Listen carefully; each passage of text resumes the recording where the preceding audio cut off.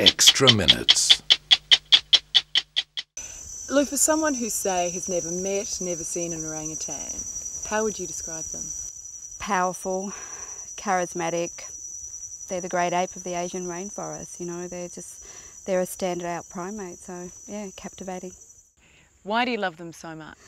The mystery, I think, the intelligence, you know, that connection to human behaviour, you know, it's just, I find them extraordinary and, you know, and want to try and do something to save them. How similar are they to us?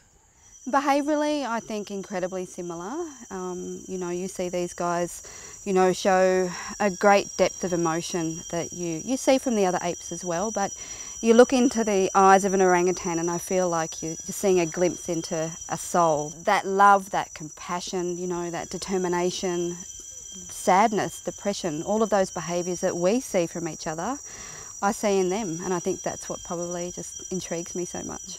They've stolen your heart, haven't they? They have stolen my heart, and I think, yeah, that anyone who has that chance, they'll steal theirs as well. How have most of the animals ended up here? It's a sad story and I wish it wasn't, and you know, for most of them, and each and every one of them have their own story to tell, and certainly each of them have faced unfortunately a loss of their mother. You know, they're orphans and they end up here as, I guess, the last chance for them to be able to survive. Once they're here, who cares for them? It's normally the local Indonesian people or our the nursery staff here, the babysitters. They've got quite a good team on board, and it's 100% commitment. You know, those women will become the replacement mothers for those babies. So, you know, just think of a newborn human infant. Mum's there 24/7. You know, for every step of that early journey.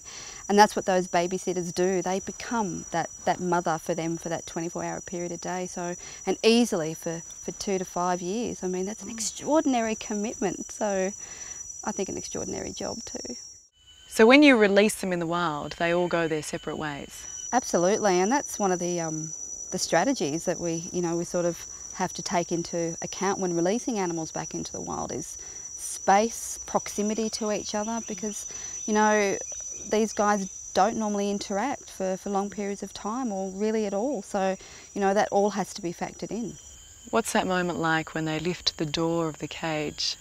You know, when you get that really goosebumpy feeling of something that just, you know, that level of excitement and anticipation where you've been waiting for something to happen for so long, and you've been a part of this experience and this journey, and you've shared the ups and downs with everyone, and you know, for me it's a tear-jerking moment.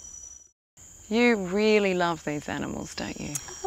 I really love being a part of something that I believe can be successful, and you know, wanting to make a difference, and you know, seeing them in a really small cage with those eyes that you just think, you know, are looking back at you saying, please do something to help me. And so that's motivated me, and you know, and this is what's brought me here, and I think hopefully help make a difference.